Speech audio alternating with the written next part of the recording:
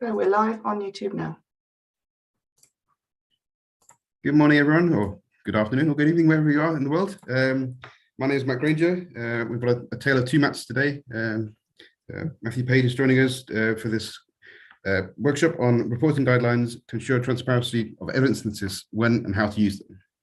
The session is being live streamed, and if you have any questions for Matt, you can ask them via the ESMARConf Twitter account by commenting on a tweet about the session, and also in the Slack. We would like to draw your attention to our code of conduct, which is available at the ESMARConf website, www.esmarconf.org. So have a look at that if you have any concerns. So without any further me talking, let's get on with our interesting workshop on reporting guidelines. Thanks, Matt. Great, thanks so much, Matt. So welcome everyone to this workshop on reporting guidelines to ensure transparency of evidence syntheses. And so I'm based in Melbourne at Monash University. So it's late afternoon for us here, or early evening, I should say, and welcome to everyone else around the world, wherever you may be. So just want to declare that currently I'm supported by a Monash University Future Leader Postdoctoral Fellowship. And I'm going to largely focus on one of the reporting guidelines available for evidence syntheses, the PRISMA 2020 statement. And I just need to declare that I co-led the development of that statement, but have no commercial interest in the use of this reporting guideline. So for this workshop, what I'm going to do is I'm going to start off by introducing attendees to different reporting guidelines for evidence syntheses that are available with a particular focus on the PRISMA 2020 statement. I'm going to give you all an opportunity to apply the PRISMA 2020 checklist to a published systematic review. So there'll be a 20-minute small activity that you'll each be able to do individually, and then I'll bring everyone back and we can go through, I guess, what my assessment of that paper was compared to what you all found. And then I'll just finish off with just a couple of slides outlining some future tech developments planned to better implement reporting guidelines like PRISMA into practice. And it might be good to get some ideas that you might have or hear of any challenges you have with using reporting guidelines if you've already become familiar with them.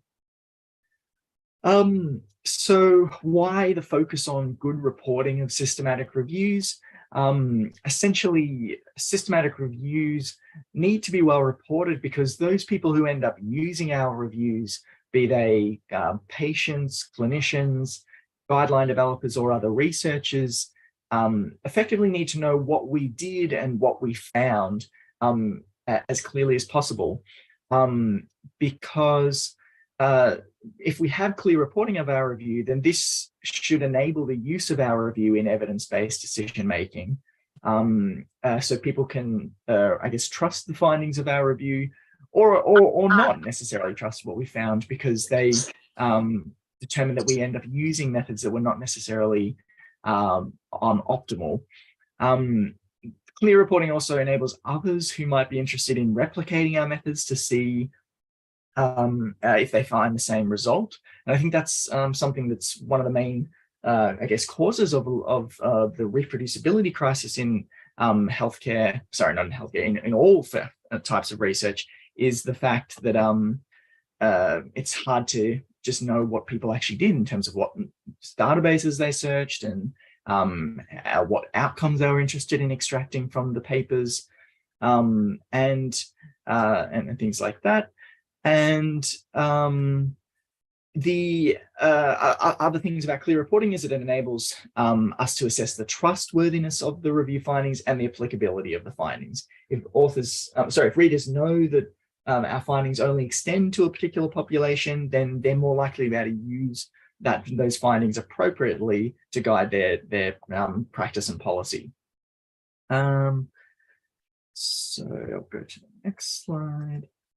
And so another issue about reporting is that we have pretty good evidence from many studies conducted over time, including this recent one done by one of my colleagues, Phoebe Nguyen, at Monash that have evaluated how well systematic reviews are currently reported. And so down the left-hand side, we just have some items recommended for reporting in a systematic review.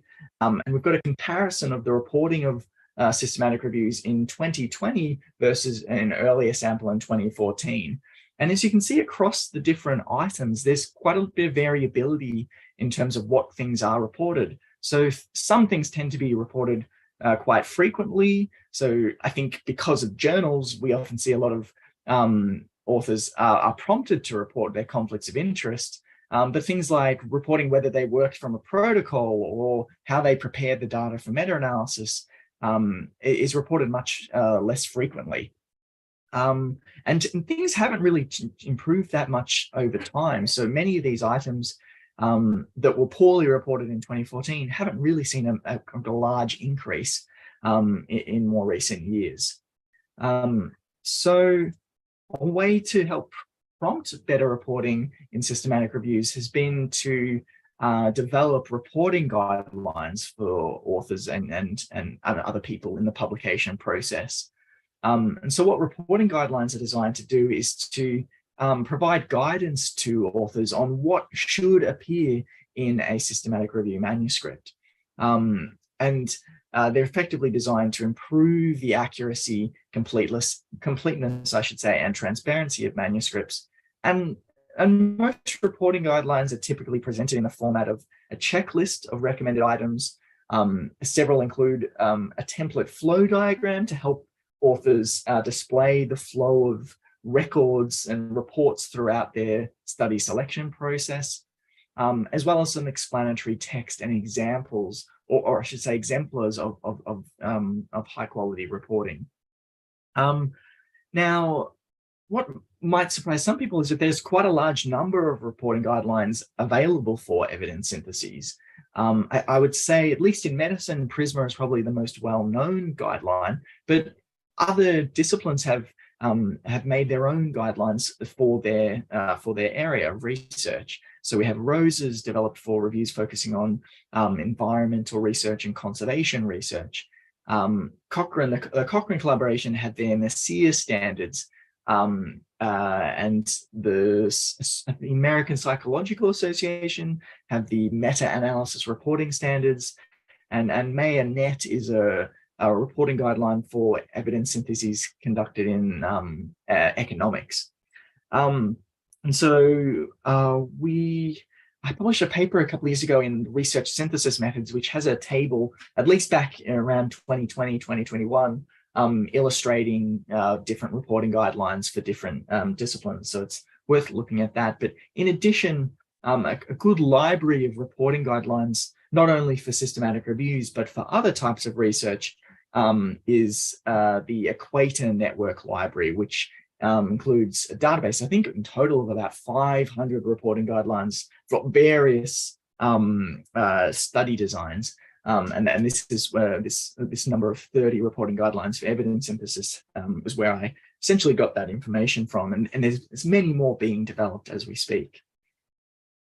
And so what about PRISMA? For those who haven't heard it, I really like this joke from Andrew Booth, where I think it resulted from the fact that a lot of people tend to include on Twitter as a way to visually represent their systematic review, rather than presenting, say, a forest plot for a meta-analysis. More often than not, people present a flow diagram showing the flow of studies throughout the study selection process, which led to this observation that this is PRISMA might be standing for people letting readers know that please realize I screened many articles, and that's why I want to show you this on as the key figure from my systematic review. But no, PRISMA does not stand for that. What it actually stands for is the preferred reporting items for systematic reviews and meta-analysis statement. And so originally it was published in 2009. And so I think it was one of the earliest reporting guidelines for systematic reviews and was very influential over the subsequent decade. But my colleagues and I convened a group to essentially update it to PRISMA 2020 over a period of a few years recently. And PRISMA 2020 essentially is an update of the original PRISMA statement, which we published in 2021. And since that time, it's already gone on to be cited more than 23,000 times, which I think reflects that there's a lot of systematic reviews are being conducted. And because we know in some of that previous work, looking at the quality of reporting of systematic reviews, I think we noticed that not all review authors do actually cite a reporting guideline. I think it was about maybe it's about 70%. So there's still another large group of review authors out there who don't actually consult, or at least don't acknowledge whether they consulted a reporting guideline.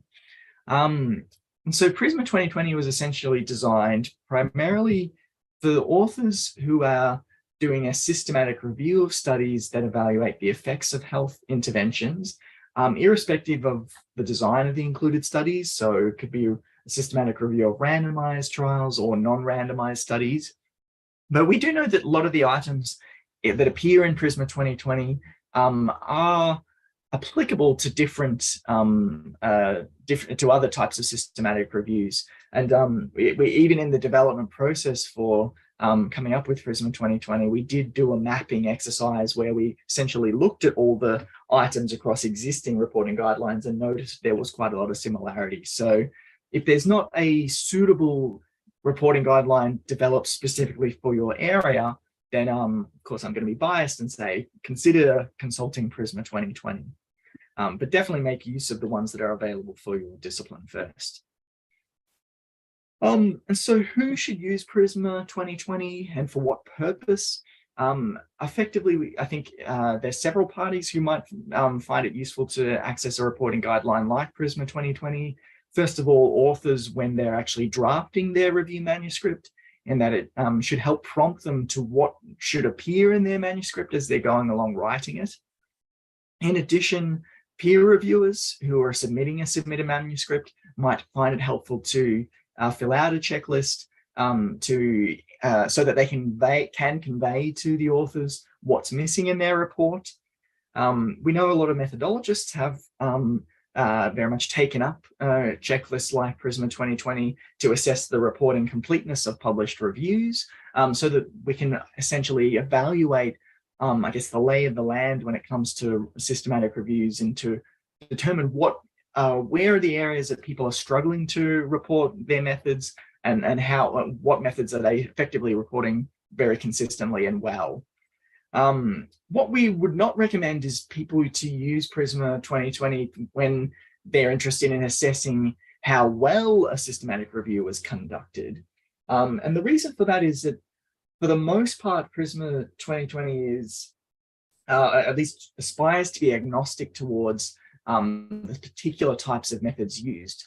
It can't fully be agnostic in that including a recommendation to report, for example, the methods used to assess the quality or risk of bias in your included studies is effectively providing guidance that you should have assessed risk of bias or conduct of the included studies. But it doesn't necessarily say that you should report how many authors do it, have conducted that assessment, and what tool you should have used to assess risk of bias. So there is effectively, it's a prompt to indicate what methods were used under these broad categories of steps in a systematic review, rather than providing a list of which particular methods you should use. So other methods have been designed to indicate what methods those authors believe everyone should use in order to conduct a high quality review, that essentially outside the context of PRISMA. And how to use PRISMA 2020? Effectively, what we see most people end up doing is pretty much their first exposure to it is at the point of submitting their article to a journal. So some journals will actually ask you to fill out a checklist and submit it along with your manuscript files. I think the problem with that is that if that's the first exposure to it, you've probably got to the point where you've worked on your paper hours and hours and days with all your collaborators, and you've essentially you've made the decision that my paper is ready for submission. So you probably already think it's perfect, and you're probably less or more resistant to actually making any changes just to adjust or just to comply with what PRISMA recommends. So I think accessing it early in that writing process means that it won't come as a shock at the end when you come to submit your paper and suddenly realize that you are meant to have documented X, Y, and Z. And even I should say it's probably useful to consult it even earlier than the writing process, because there are some items recommended in PRISMA that suggest that you have collected information on certain steps of your review process at the time that it was being conducted. So when it recommends that you report the number of records that you screened, hopefully you will have had that information available to you before you sit down and start writing. So reading it earlier as possible is the way to go. So I'll just give you a bit of an overview of the content and structure of PRISMA. So it's effectively divided into 7 sections, and it contains 27 items, but there are some items that have sub-items where we broke down certain steps into their component parts as a way to help increase the clarity of the guideline. We have effectively fitted across 2 pages, and it's essentially provides recommendations on all the components that you would expect to see in a systematic review manuscript that's, I guess, following your introduction, methods, results, discussion format. And the checklist itself provides space for you to indicate where the item is reported in the paper, if that's something the journals want you to produce for them. So that was the first page before. The second page looking at the results and discussion, and then some general administrative or other sections at the end. You can access the PRISMA checklist at the PRISMA statement website, which some of you might have been aware that it was down for a couple of weeks last month, but it's now back and available. So we have PDF and Word versions of the PRISMA checklist that you can freely access and download. Luke McGuinness was a colleague of ours who helpfully created a Shiny app. For those who don't want to fill out the checklist as a Word document, there is this Shiny app where you can fill in your PRISMA checklist online, available at the link down here at the bottom. And another helpful group, Neil Hadaway, Chris Pritchard, and Luke McGuinness have created an app for you to produce, a Shiny app for you to produce PRISMA 2020 flow diagrams. And we've also got a link down here to a paper published in Campbell Systematic Reviews, which outlines how to use the app and what some of the functionality is. I will also point out, I will put all these slides up to the Open Science Framework at the end of the session, and hopefully it'll be included at the bottom of the YouTube, underneath the YouTube video of this as well. Now, there's 2 main papers for PRISMA 2020, a checklist paper, which really just is just a simple outline of the content of PRISMA, and then a much larger document called an explanation and an elaboration document, which essentially goes into great detail what needs to be reported in a paper, and gives some exemplars that have been picked up from the published literature. And so for each of the 27 items in PRISMA 2020, we have in the explanation and an elaboration document the item itself. So item 4 asks people to provide an explicit statement of the objectives or questions that the review addresses, an explanation as to why we think people should report that, and then a list of what we call elements, which really just break down in a bit more detail what the reporting recommendations are. And some have a couple of bullet points and some have several more, especially when we get down to the meta-analysis component, for which there's several options for what could be reported. And then finally, we have an exemplar to show an example of good reporting that people might help consolidate their understanding. All right, so I might just stop there and see if there are any questions people have. think you can raise your hand or maybe be able to unmute yourself. No, I think everyone's good. All right. So what I want to do is now turn to the practical exercise. And what I'm going to do is I've put up onto this website here. Oops, I see something in the chat. All very clear. Oh, thanks, Wolfgang. So on the Open Science Framework, I've put two files, a PDF of an article that we're going to have a go at assessing, and a Word document which essentially includes the PRISMA 2020 checklist with options for you to fill out whether each item in this systematic review on the effects of wine on blood pressure has been completely or partially reported or not, and give some support for that judgment. I'll put the link in the chat in a second, but essentially what I want you to do is to see whether you think the authors have reported their review in accordance with the items recommended in the checklist. And you would select completely if all components of that item were reported, partially if only some of the items, some of the components of the item were reported, or no if you think the item hasn't been reported at all. And then in that final column, you can indicate the page number and maybe even include direct quotes to support your judgment for that item. I'll stop share just to show you a link to the website. So here is what it should look like when I get you when I put the link in the chat. And essentially, if you go down to workshop material, you can download the Word template for the checklist as well as the PDF. So stop sharing and go back, and the link to the files is, I'll put it in the chat here, and I'll put it to everyone.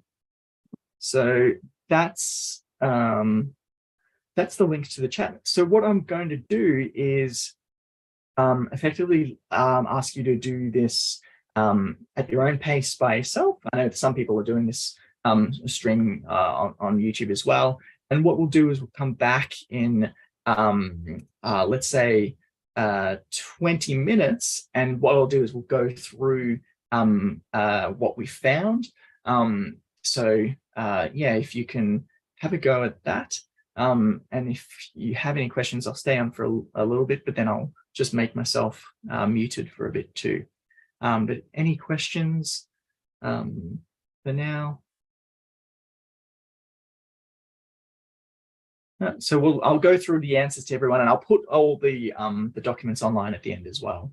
But yeah, so it'd be good to stick to have your own go at seeing how well you think this systematic review has been reported, and then see what we all found. So I'll leave the instructions up as well, just so you can see them.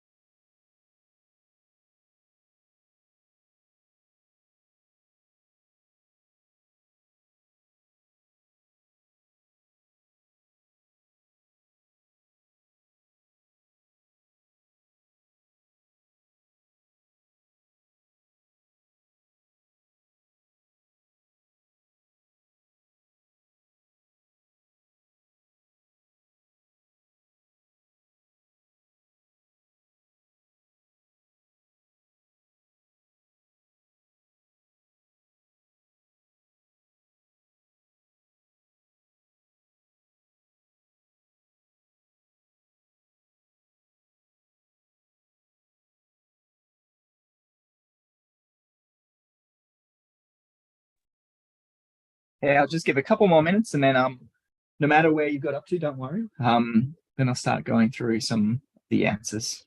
Well, my assessment, I guess, not answers. So just a few more minutes.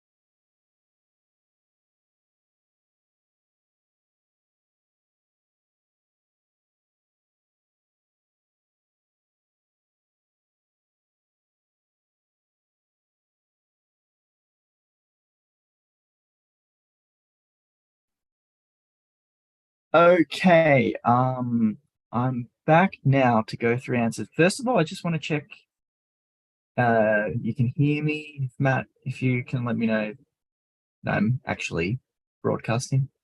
Yep, you're still going. Fantastic. So when I came back to my computer, I found that there was it said Zoom unexpectedly crashed 3 times apparently during the time I stepped away from the computer. So I did jump back in. So yes. Good. All right. Then what I will do is start going through some of the answers for this activity. First things first, though, I want to point out a couple of things. This review that I have asked you to take a look at, it was published before PRISMA 2020 was released. So there are several items in PRISMA 2020 that weren't in the original PRISMA statement. So I just want to point out, it's not as if I expected the authors to have reported everything that was recommended in PRISMA 2020, given it didn't exist at the time the review was conducted. However, there were some items that have been around and recommended for many years that I was surprised to see missing in this report. And one other thing I should note is that what's interesting about this report, and I've started seeing it more commonly in the last few years, authors sometimes are putting things like a PRISMA compliant review in the title of their review. I'm not sure why I'm not sure who sort of recommended that they do that, but I'd strongly advise against doing that, just because I think, as you'll see in this example, that this review that claims to have been PRISMA compliant on many elements, it unfortunately was not, even the original one. So I don't think that we need to be putting that indication in our titles for our review. So yes, but some people start seeing that others are doing it and they think they should start doing it. So it has increased slightly over the last few years, and I would hope it would stop. So what I'll do is go through some of the items. Or I've essentially got answers to all the items, and as I said, I'll be able to give you a completed assessment, or at least completed by myself, and I'll put that on the onto the Open Science Framework at the end. But it would be good to hear your thoughts as well for certain items. I don't know if we'll be able to speak about every single one of them, given the time, but I'm very happy to hear any counterpoint to my assessment, and any sort of questions for clarification about the items in the checklist themselves. Some of you might have found some more difficult to assess than others. I'll start off just with the first two ones. Essentially, I didn't ask you to assess the abstract, but at least I'll show you my assessment. So for whether they indicated that this is a systematic review in the title, they actually didn't. They called it a meta-analysis. We were a bit more, I guess, made a more like a strict recommendation in PRISMA 2020, encouraging people to use the term systematic review rather than meta-analysis if they have in fact conducted a systematic review, given that we would see a meta-analysis as one component of a systematic review, that is the statistical combination of studies. And so that's why we're a bit, I guess, maybe harsher than the original PRISMA statement was. So in that sense, we didn't say that they had reported the term systematic review in the title. And just for, I didn't ask you to assess it because I didn't include the checklist for abstracts. There were a few things that weren't covered in their abstract, which I know is sometimes hard to convey all in when you have journals with word limits. But certain things we wanted to see were an indication of whether a risk of bias was assessed, what the actual direction of effect was, any limitations of the methods, and to specify the funding or registration of the review. These sort of things, we know that a lot of review authors, a lot of people throughout the world don't necessarily have access to the full review. And so that's why we want to see as much information in an abstract as possible. Alternatively, people could start posting preprints of their systematic reviews, for which the authors would be able, anyone in the world should be able to access them freely, ideally in future.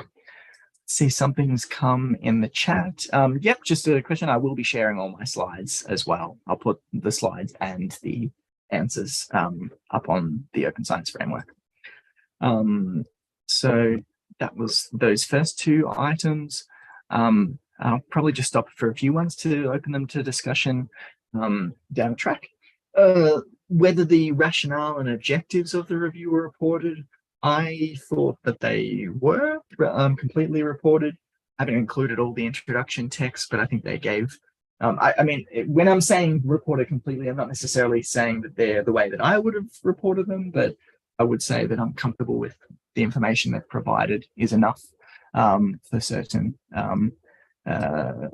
items. I see Wolfgang's raised his hand. Can I? Yeah, I just ask my question directly. So okay, this meta-analysis is pretty succinct, right? Pretty brief, right? So the introduction is pretty short. And yeah, we're struggling about the rationale. Like, is that sufficient what they're providing? I did say completely, actually. So I was trying to be generous here, but one could also argue, well, no, I mean, you need to embed this much more broadly, much more detail is needed. So when it comes to sort of assessing whether somebody has followed these guidelines, would you recommend that actually two people independently do this and sort of compare their results? Absolutely. I mean, I think in most of these sort of studies where we're having trying to document reporting quality of reviews, we do tend to recommend 2 people do it, because there is an element of subjectivity in all of this. So yeah, I'd strongly recommend having 2 people do that and coming to discuss their discrepancies and trying to resolve them. I will also say too, one other thing is that what I've essentially asked you to do is just look at the sort of the standard PRISMA checklist. We do have a lot more guidance in the explanation and elaboration document, which puts in bullet points, some more detailed recommendations on what a rationale section effectively should include. And so there is an expanded checklist that is also available on the PRISMA website, but just in the interest of time, I didn't get people to assess that. But that does sort of include things like indicate sort of what's the, I guess, the theoretical rationale for why this intervention might be effective and why a review needs to be done on this topic at all. So there's a lot more they probably could have included, but yes, sometimes I think I'm somewhat inconsistent across this workshop, whether I'm generous or harsh. So we'll see as we go along. Okay. Yeah. And in terms of an objective, they have a very, I thought that it was complete enough in terms of saying that their objective is to carry out a meta-analysis of the effects of wine intake on blood pressure. And so effectively including, at least in medicine, we use the sort of the PICO framework for participants, intervention, comparator, and outcome. They've effectively included their participants, that's in people with type 2 diabetes, evaluating the effects of wine on them and on the effect of these certain outcomes. So I was relatively okay with that. Now, the next item on eligibility criteria has essentially 2 components that were, the latter of which was introduced in PRISMA 2020. It's essentially asking people to consider eligibility criteria for the review as a whole, but then also sort of say up front how they would be grouping studies if they were to come and do some syntheses down the track. So which is effectively defining eligibility criteria for the syntheses themselves. And so I thought that the first component of what sort of studies they would want to include as a whole was effectively okay, but there wasn't really any indication of what sort of studies would be grouped. So how you would consider, if you were to do a meta-analysis of wine, the effect of wine, do they have to be all red or certain over a certain duration of time and things like that. And so saying up front what sort of decision rules you have to sort of combine the studies and essentially defining the syntheses you plan to conduct, we think would be quite useful. Wolfgang, another question. Sorry. So just as a general question, say, so people are supposed to, now this comes a bit later, but just to give an example, are supposed to maybe indicate how they assess risk of bias and what was used. So that's supposed to be in the method section. Now, let's say they don't say anything about it, but in the results section, then they explain we used the Cochrane risk of bias tool, blah, blah, blah, here are the results. Now, how would you score that? Would you still say in the method section they failed to report what they will do, even though it's fully explained in the results section? No, I would not say they failed to report it. The thing is, I know that the way the checklist is designed looks like it's suggesting that one must follow this structure to the letter. That's not the case. We essentially would say, or we do say in the PRISMA statement papers that as long as the information is reported somewhere, then we're happy with that. We know that not everyone can include all this information in the main manuscript file, and sometimes the information has to go on to appendices or into repositories. So I don't have, I would, if I feel like the information was reported elsewhere, it's not necessarily in the method section, I would still say yes, that it has been reported. So, yeah. Any other questions so far people might have? If you can raise your hands just so I can see, or you can just start speaking. I think you can unmute yourself. Nope. All right. Okay, so information sources, effectively asking whether what databases were consulted. So for this one, I consider this was partially reported. This item here is effectively wanting to know what databases were consulted and when they were actually consulted. As pretty much the authors have just briefly indicated that they've used PubMed and Embase and Scopus, and specified it was published up to November 2018. What we strongly advise people now is to actually specify the actual date, given that it could be any date within that period for which the actual search was done. And in terms of being able to reproduce it, it would be just much better if the actual dates were provided. And sometimes there's an issue too, where some people, some authors will say they've sort of done their search for articles published up to a certain date. They don't tell you when they actually ran that search. It could have been a month or two later. During that time, more and more records can be input into those databases. So being a bit more explicit about those dates is useful. Now, the search strategy itself, I'll go to the audience. Does anyone, how did they rate this particular item? Does anyone want to have a go?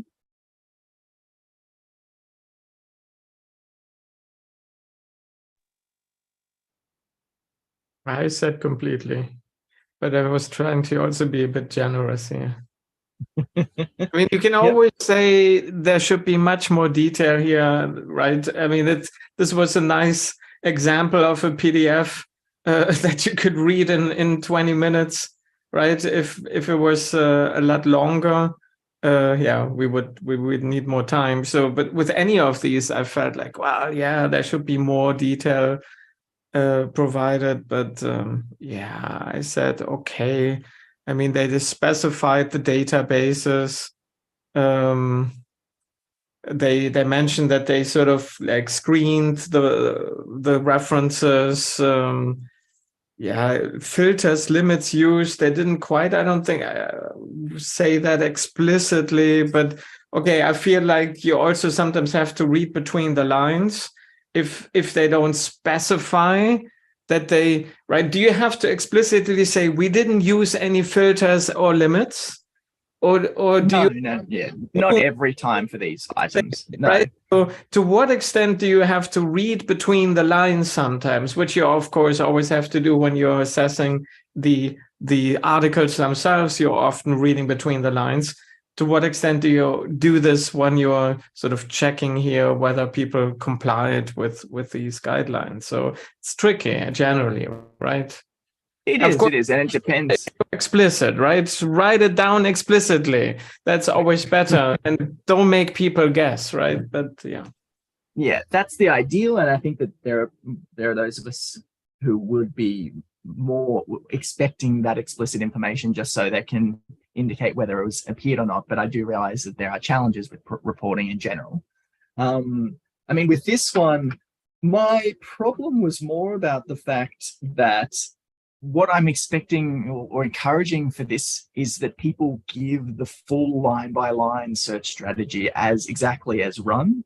And the thing that I found problematic about this was that they gave you some mesh and M-tree terms, but not exactly how they were combined and run in the databases. And I think that would be, the original PRISMA was sort of saying at least provide one of those line-by-line search strategies. But nowadays we think that given you can upload and export your whole search strategy after you've run it and include it as a text file on the Open Science Framework, to allow people to actually take it and if they want to update your review, they can essentially rerun it exactly as run, or look through the search strategy to see if there are any errors in how it was constructed that are likely to have led to certain papers being missed. So definitely wanted a bit more information for this one here. So Matt. Yeah, on this one, do you then recommend them having like a appendices with the search in, or as you say, linked to somewhere else? That's what they should be that's the ideal thing, is to have your search somewhere findable and usable. Yeah, absolutely. I think that's like the ideal scenario. And I think even Neil Hadaway has been working with some librarians like Melissa Retlefson. I think they've created a special repository of search strategies that people can upload the search strategies they've used in their review so that they're findable and reusable.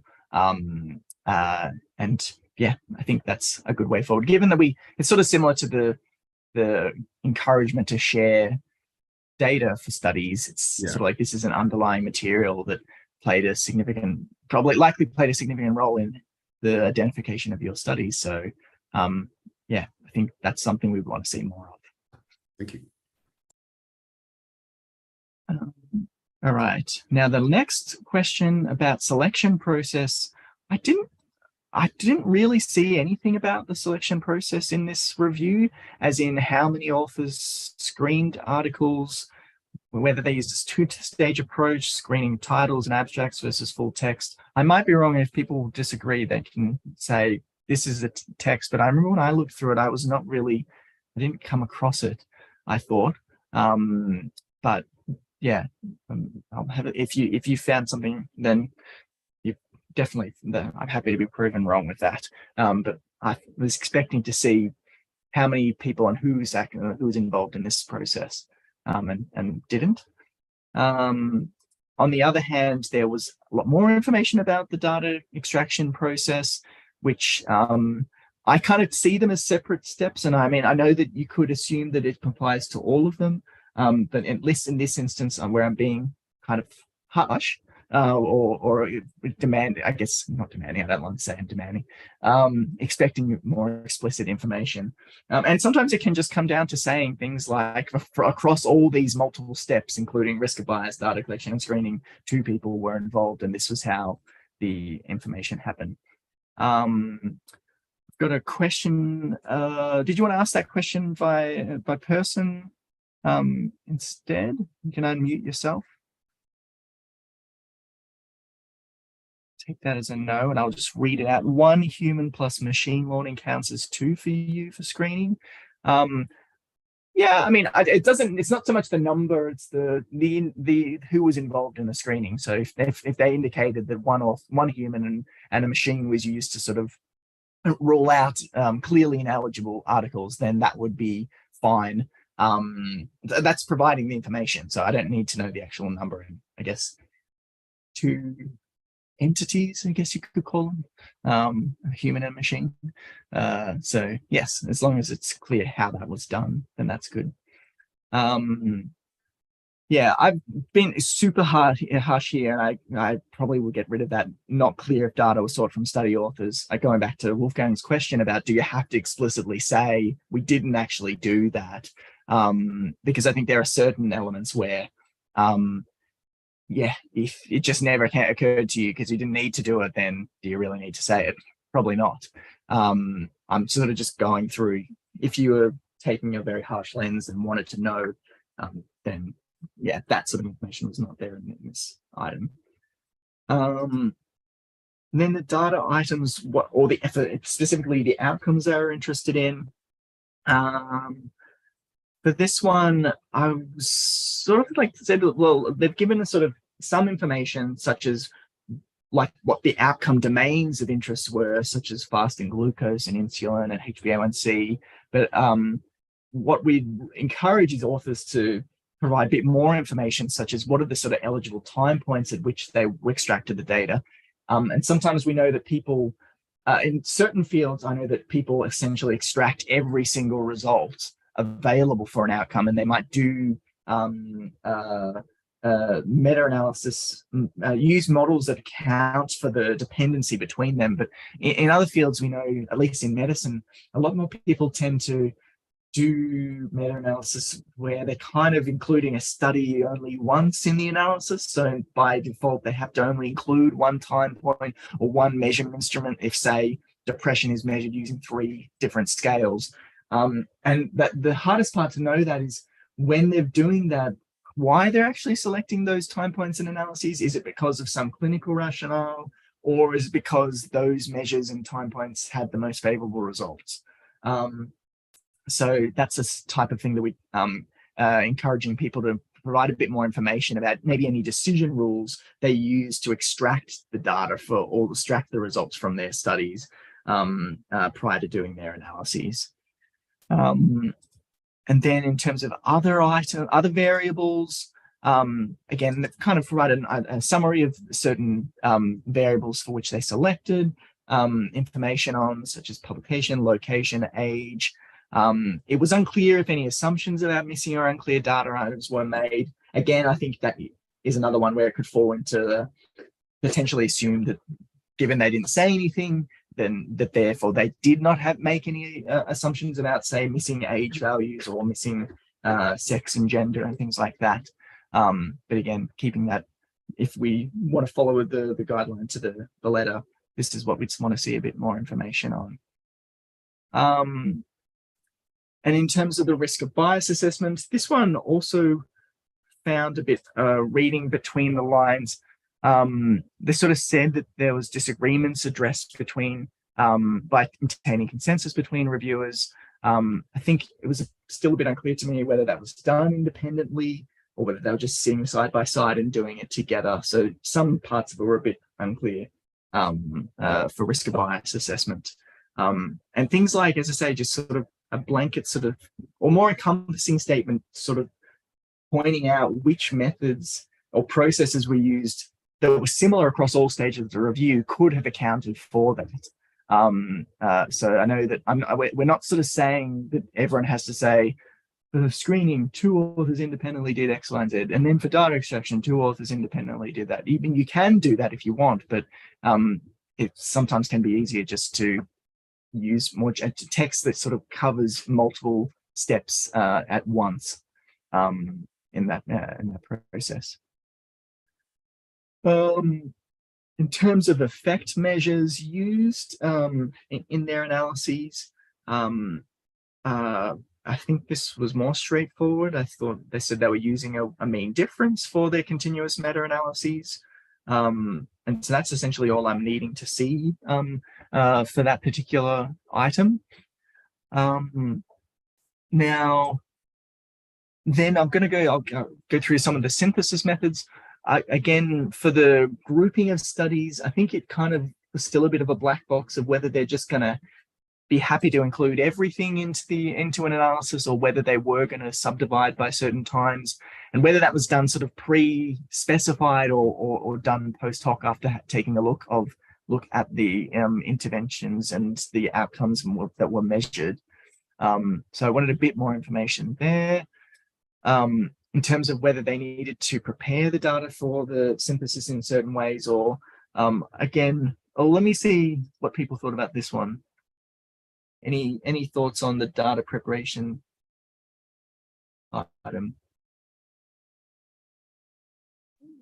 So I assume, since the tables were showing sort of means and standard deviations, that these were sort of reported directly, and so there wasn't a need to sort of convert data, maybe like medians and so on, like, right? Sometimes you can convert those, but yeah, so as always, I would have liked to see more details, but in general, I thought like, okay, this is pretty okay. So either partially or completely. Yeah. Any other counterpoints to that?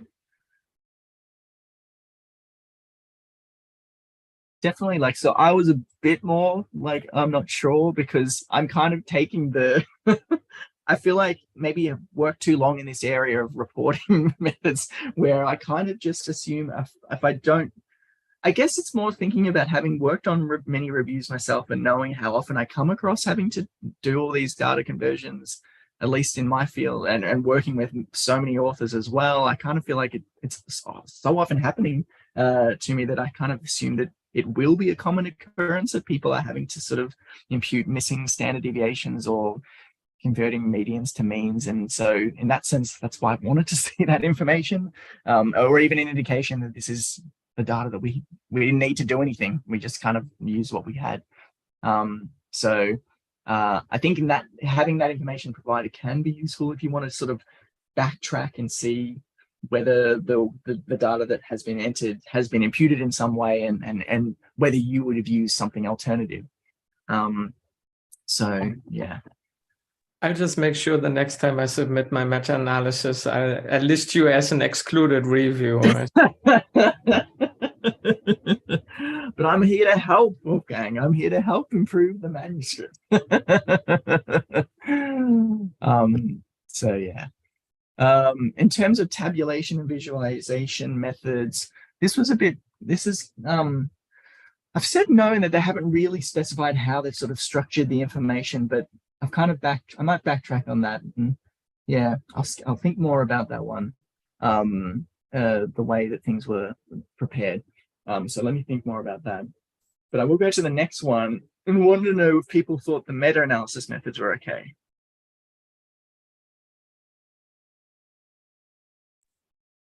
Come on, Wolfgang, I can see you desperately trying to say something there. Well, I'm just not a great fan of this sort of data-dependent selection of models. So if there's a certain amount of I square, then we use a random. I'm not a big fan of that. So yeah, I mean, I agree, and I agree that I'm not a fan of that either. I guess coming back to that distinction between whether it's completely reported versus whether it's done well or appropriately, I think, yeah, that's the thing that we kind of would need to focus on with PRISMA at least. So I mean, I totally agree with, and in fact, I said completely actually, because I mean, we can debate about methods and approaches and strategies, and I think what is crucial is the completeness of the reporting, which makes it possible to have even a discussion about differences in results depending on how you do things. So I think that is, I'm not critiquing the reporting here, right? And I said, this is fine the way they did it. Yeah, so completely reported, but not necessarily done well. And I think that's the case in various items. You could say that when people indicate that only one author extracted data, you wouldn't necessarily agree that that's an optimal method, but at least you know that they've done it, and it enables you to assess how much you trust you might place in those findings. So, yeah. Now, I know we're getting, I think we've still got plenty of time, hopefully. I didn't really see anything about exploring heterogeneity, any methods used to explore heterogeneity in this paper, whereas they did indicate some type of sensitivity analyses of sort of taking out each study one by one. Again, they could have done other analyses. It's not the be all and end all, but at least, yeah, I'm assuming that they've indicated that completely, so I wasn't so harsh on that one there. Now, in terms of reporting bias assessment, following up from our the webinar we had earlier today, I think, I mean, they've indicated what sort of methods these statistical methods they've used. I mean, I know personally I wouldn't say that they're the greatest things they could have done, and they could have used some other approaches, but I was indicating that was complete. Now, in terms of certainty assessment, this is a bit more, maybe it's more specific to health and medical reviews, where we recommend people are using sort of a grade approach to assessing how confident or certain they are in the body of evidence. And this is kind of expected more in medical reviews, and I didn't see any indication of that in this paper, any reference to considering certain factors that indicated how confident or certain they were in the evidence. So that's all of the methods items. In terms of the flow diagram, did we see a flow diagram in this review? Yep. So, yep, there was a flow diagram indicating well, the studies in this particular systematic review. The next one, though, where it was pretty much what we've what's different about PRISMA 2020 compared to previous iterations is that now, rather than just sort of indicating the sort of reasons for exclusion in a flow diagram, we think it's helpful to cite some of these sort of maybe near miss excluded studies, just so readers can actually follow up and see if they actually agree with the eligibility or the degree that those studies are actually ineligible. So I didn't really see any excluded studies cited in this particular review. And it's not as if you cite every paper you excluded, kind of just thinking some ones that, and you think that a reader who's knowledgeable in this area would possibly at least maybe come after you if they noted that you didn't include their study in their review, so that you can at least back up yourself and provide justification for that. In terms of study characteristics and risk of bias, thought that was pretty clearly reported in table 1, and they had some traffic light plots for the risk of bias tables as well. So the information on that as a whole was reported. Results of individual studies, I was fine with that too. You can sort of see this information, such as the means and standard deviations and the mean differences, appear in these forest plots.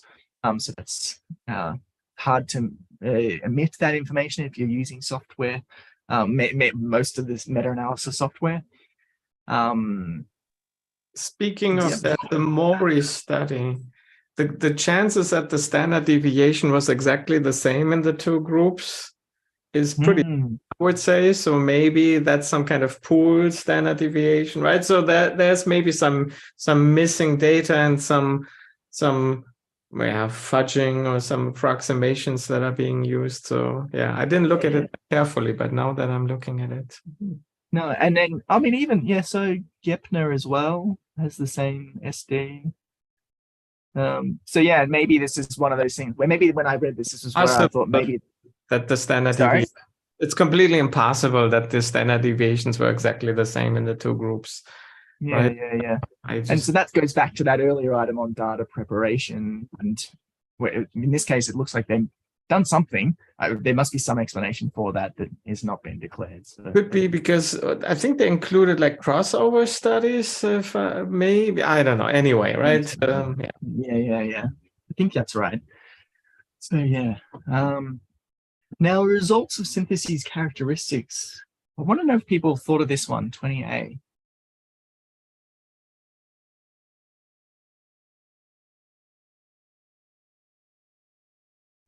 I said partially because they didn't do this per synthesis. They did some overall sort of risk of bias assessment, but they didn't sort of tailor it for each specific analysis that they did.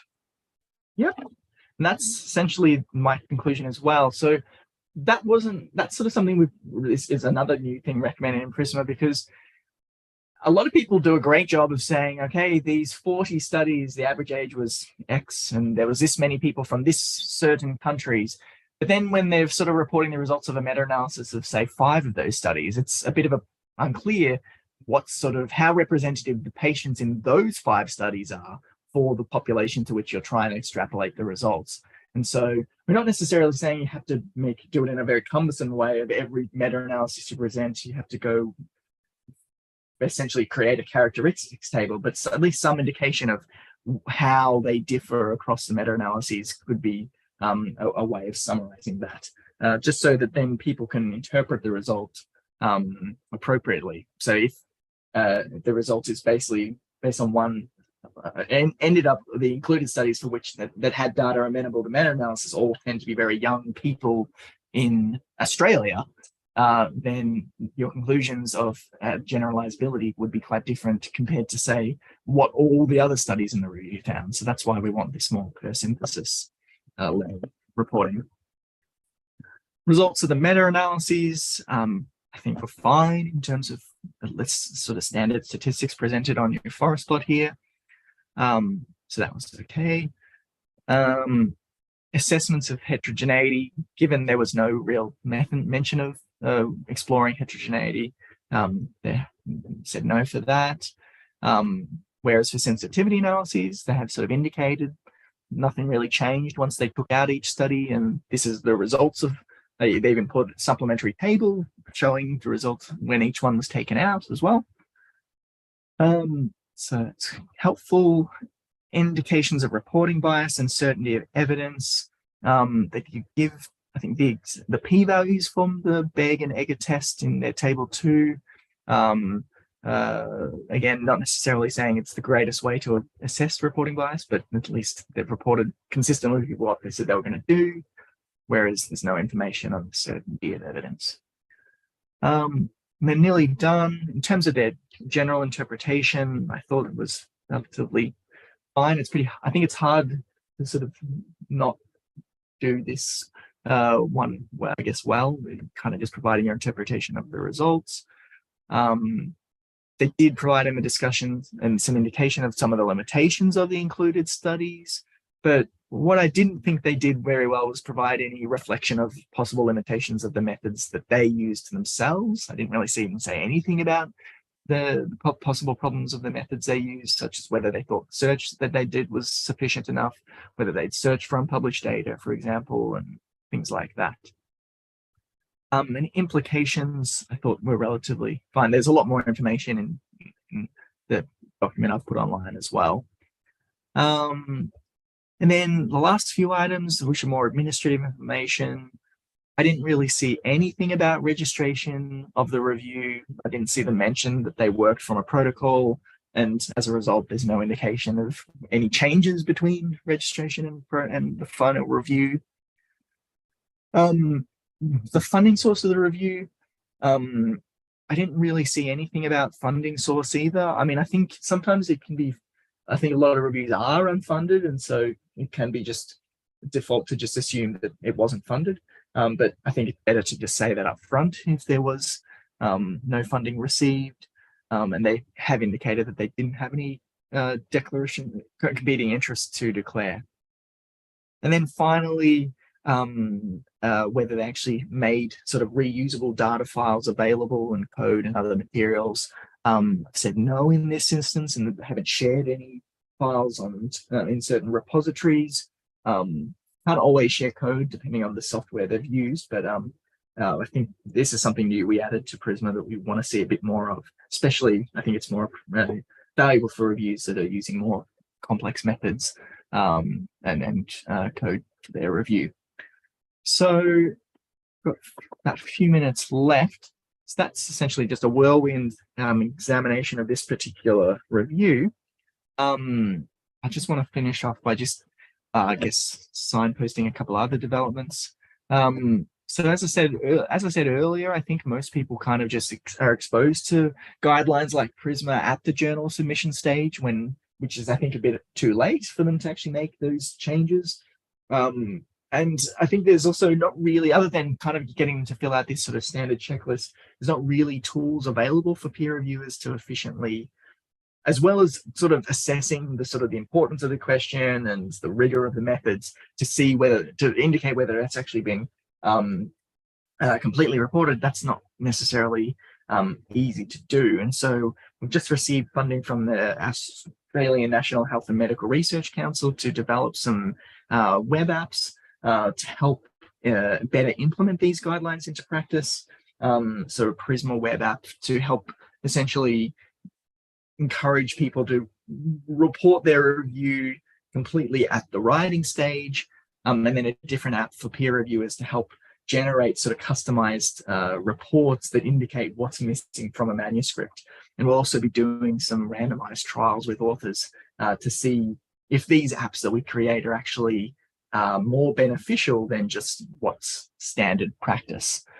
Another thing that's we want to try and work on too, some of you might be aware there are now many extensions to PRISMA that focus on particular components of the review or particular areas.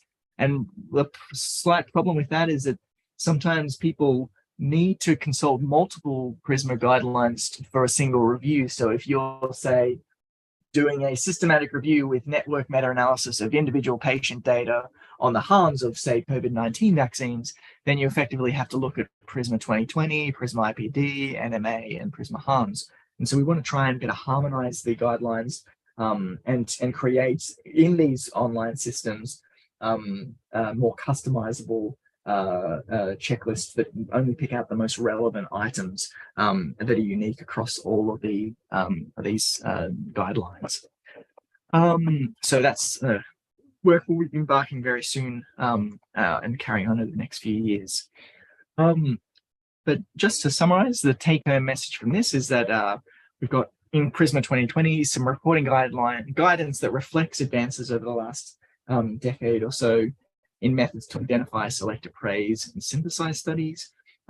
We have Shiny apps for people to use to complete their checklists and flow diagrams. Any information on the latest version of all these checklists is available on the PRISMA statement website. You can also always contact me on Twitter or email if you have any questions about the guidelines. But I'll stop there if there are any questions people have or any feedback for this session. As I said, I will post both these slides and sort of an answer sheet into up into the Open Science Framework, so you can take a closer look if you're interested in doing so. Coming back to my question from earlier, do you know of any studies, research where multiple people filled out these sort of checklists and then results were compared to see how consistent the I'm not aware of that. I mean, there probably are some studies.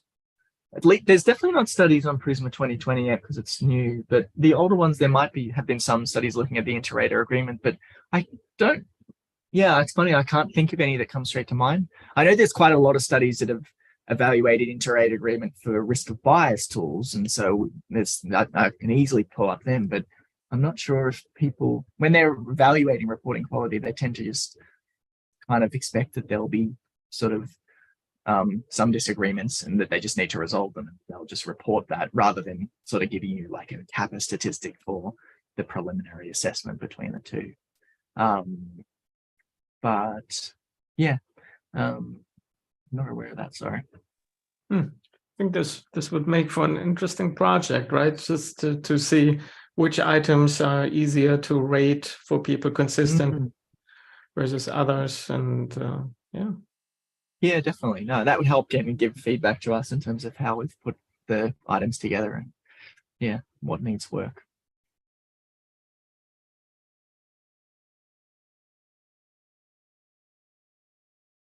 Okay. Any other questions? No? Well, in that case, I think I might close the session a minute before it's finished. So thanks everyone for staying. I will say I'm stunned at the last time I did a workshop like this, where as soon as I said the word, we're going to do a small exercise, practical exercise, nearly everyone left. So I'm glad that you stayed online. And several of you have contributed to the discussion. That's been really helpful. So thanks. I'll let you wrap up, Matt. Yeah, just finally to say thank you to everyone for attending, and thank you so much to Matt for that wonderful session. I've learned loads, so it's been really useful. Thank you so much.